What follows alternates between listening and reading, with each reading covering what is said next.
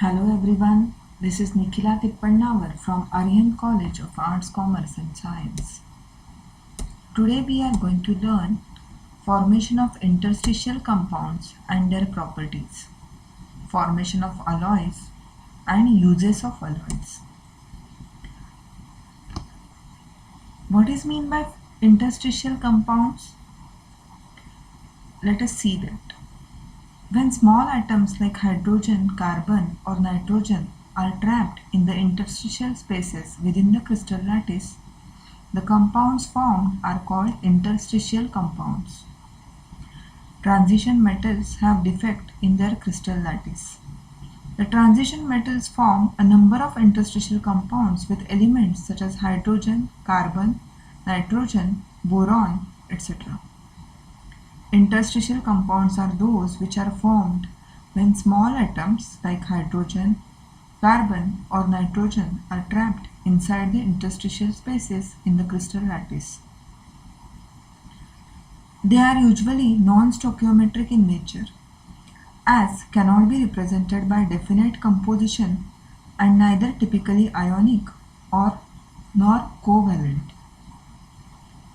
The small atoms of these elements, those are carbon, nitrogen, hydrogen, etc., occupy the vacant spaces in the lattice of transition metals, resulting in the formation of interstitial compounds.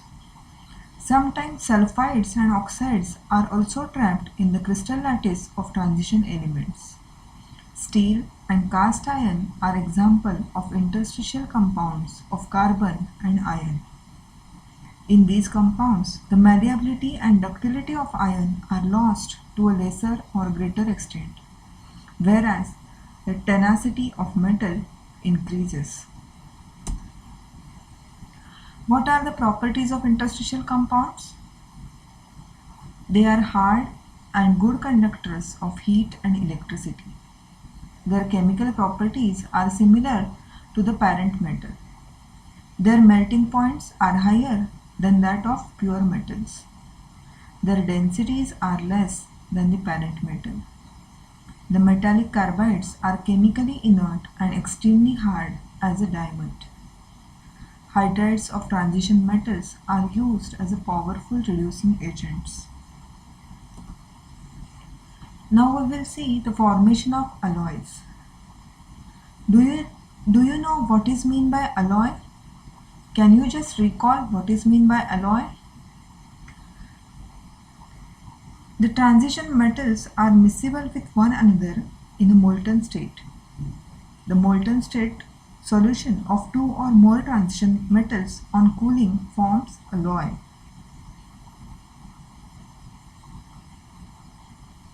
The transition metals form a number of alloys among themselves. These alloys are hard and often have high melting points. The various types of alloys, steel and stainless steel, are in fact the alloys of iron with metals such as chromium, vanadium, molybdenum, tungsten, manganese, etc. Transition metals form alloys where atoms of one metal are distributed randomly in the lattice of another metal. The metals with similar radii and similar properties readily form alloys. The tendency of transition metals to form alloys among themselves may be attributed to the fact that their atomic sizes are very similar. Due to almost similar atomic sizes, one metal can easily replace the other metal from its lattice to form the solid solution, which we can call alloy.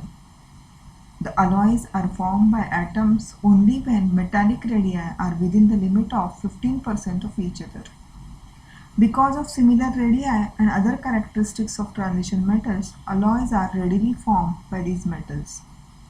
Alloys of transition metals with non-transition metals such as brass, bronze are also possible, and they also have industrial importance. Now we will see the classification of alloys.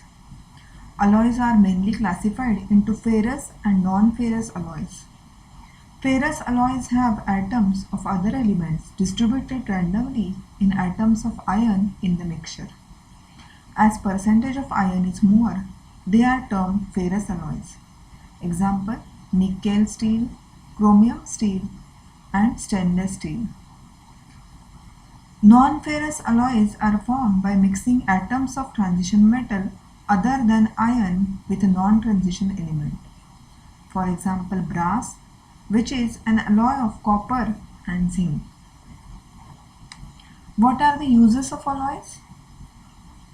Bronze, an alloy of copper and tin, it is a tough, strong and corrosion resistant.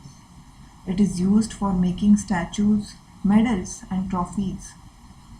Cupronickel, an alloy of copper and nickel, is used for making machinery, parts of marine ships, boats, etc.